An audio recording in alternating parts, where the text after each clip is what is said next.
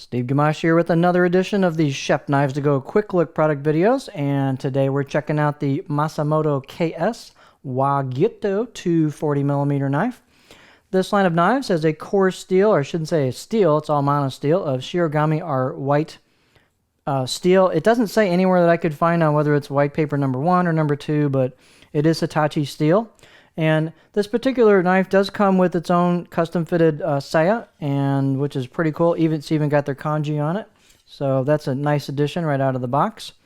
And the heat treat rating on this one is about 62 Rockwell, and the construction is mono steel. There's not that many mono steel carbon reactive carbon blades out, and this is one of them. And I've really been looking forward to trying this because I hear a lot of great things about it on the Chef Knives to Go forums and all around the web. And this is just a classic knife, and I can see why. I've handled 250 or so knives at this point, and this is just one of those. As soon as you pick it up, you can feel the high value of this knife. You can feel the great fit and finish, the high quality smithing. It's just a really excellent and well-made blade, and it's a classic for a reason because it just works. The weight on this knife is 176 grams or 6.2 ounces, which is not very heavy considering the length of the knife.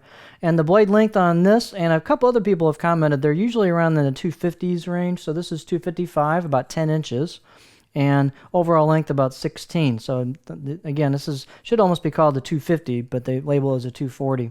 The spine thickness back here above the heel is about 2.85 millimeter, a little under 3. And one of the great things about this knife, it just kind of tapers down gradually. And look how thin that tip is. It's got a great distal taper down to that tip.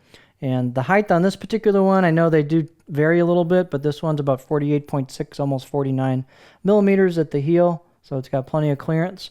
And the handle type is a basic D-shaped, got another kanji back there, D-shaped hoe wood, blonde buffalo horn ferrule on it. Nothing super fancy on it, but it works pretty well for the blade. And handle circumference about 3 inches right in here, so pretty standard size handle. What I like about this knife, you've got a pretty generous emoto or neck into the choil. And so you got plenty of perfect spot there for a pinch grip on this. Balance on this is going to be a little farther to the pinch grip because the handle's very, very light and it's not super long. You could change that with a custom handle that's a little heavier if you wanted to. So there's your pinch grip just slightly behind that. So it gives a little weight to the blade.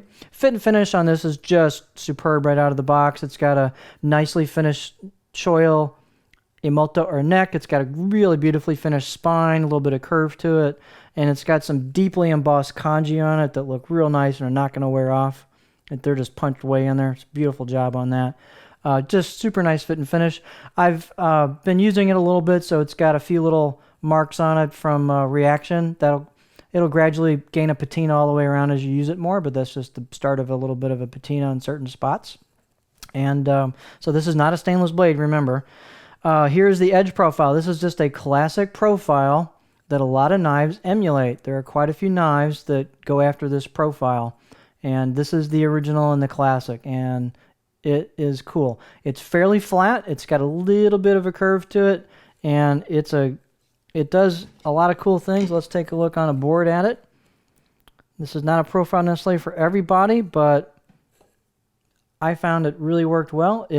This particular one is not super flat. You got a nice long flat spot, but it doesn't just bang into a real long flat spot. It gradually slides into it, but you got a nice flat spot at the heel. And notice how the tip isn't way up there, so you can still get pretty high without running the tip into the board, but it's generally, a real gentle curve in there. It's not one for big high rocking, but if you like a variety of techniques and you want a blade a little longer or a little more on the flatter side, it just flows into that heel really nice. It's a great profile. And you've got a pretty pointy tip on it for detail work, and it's very thin, which makes doing detail work really a pleasure with this knife. So there are many knives that copy this, but this is kind of the main original, and I can see why it's just the king of the style. So here you have just a beautiful, beautiful blade. It comes with the saya, a little added value there. And this is the Masamoto KS Gyuto 240mm. 255, we'll call it that.